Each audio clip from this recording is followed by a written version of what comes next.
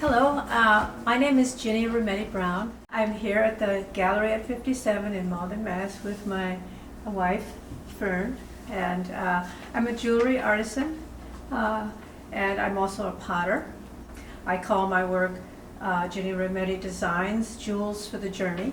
The name is very special to me because I see my life full of jewels on my journey. My jewels are beautiful objects, but they're also beautiful people and lovely friends. When I was in university studying to be an art teacher, I took a range of classes of all sorts so that I could have a well-rounded background in the arts. But I fell in love with pottery making.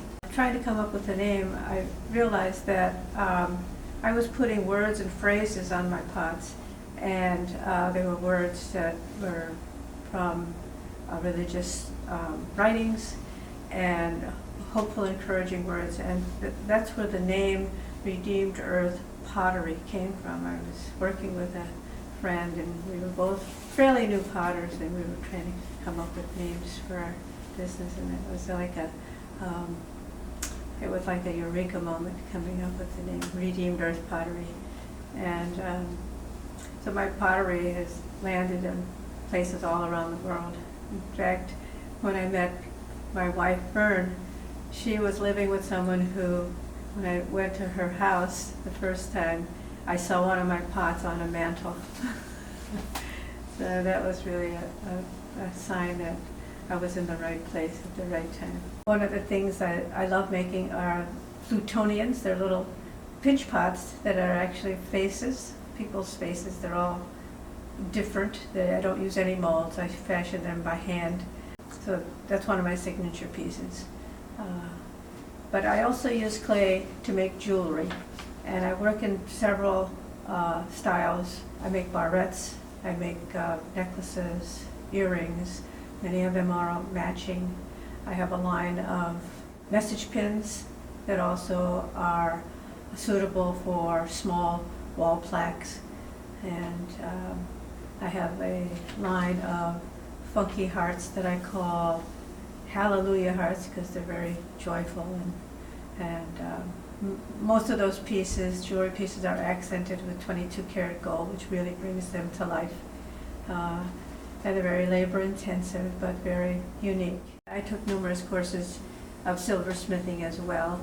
And at the end of that course, before graduating, my final project was this massive bracelet in silver. I use it to make imprints into the clay. 30 years after creating that piece, I realized the significance of that bracelet.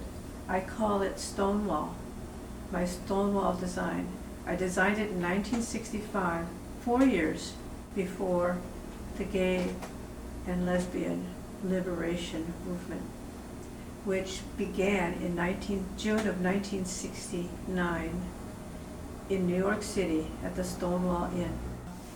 In the early 2000s, there was a movement in the Boston area to bring about same-sex marriage, and my partner Fern and I were very active in educating people and pushing for the legislation to go through.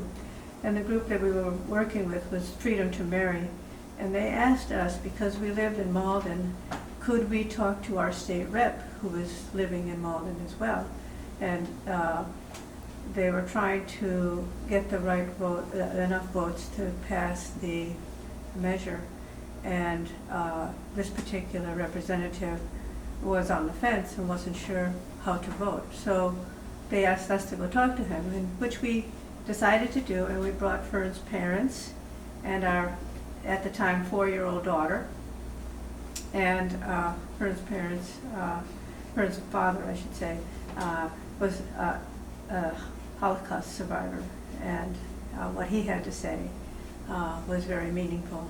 The 4 of us, plus our daughter, the 5, went to visit our state rep, Chris Fallon, and he originally said we could have 15 minutes to explain our position, and he wanted to listen to us.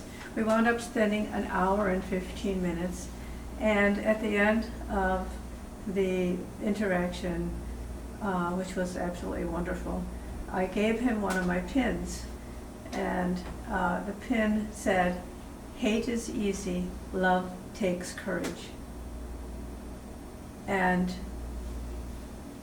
he took it and thanked me, and we learned about a week later from one of his staff people that he carried that pin in his pocket for the whole weekend. We met on a Friday and the vote was on Monday, and he carried that pin in his pocket the whole weekend, and on Monday he voted in favor of same-sex marriage. So that was very historical and very celebratory. There was a period in my life where I chose a religious focus for my life, and I joined a religious community of Catholic sisters, and I probably would have continued to live in that community had the season been different, but the community split apart, and I'm still a part of that community. I continue to see them. We gather periodically. I bring my work to them.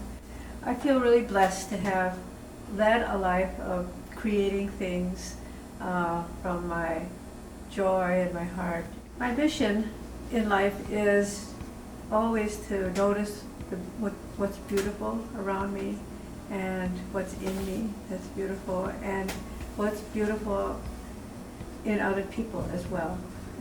As a jeweler, I like making something that nobody else has made, something that's absolutely new and different, and what it does to someone when they wear it is really special to me. So I'm inviting you to come to the gallery at 57 in Malden. It's at number 57 Pleasant Street. A lot of wonderful restaurants and beautiful people. Come to 57 to see my work, as well as the work of about 40 other artists who are mostly local.